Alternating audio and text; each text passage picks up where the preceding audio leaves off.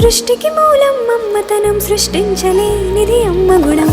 అమ్మ పాడే జోల పాట అమృతాని కన్న తీయనంట.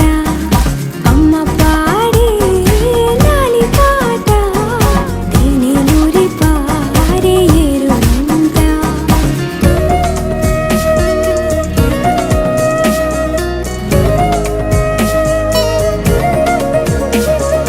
నింగిని తాకే మేడలకి పునాది రాయి అమ్మా, అందం పొందిన ప్రతిశిలకి యులిగాయం అమ్మా.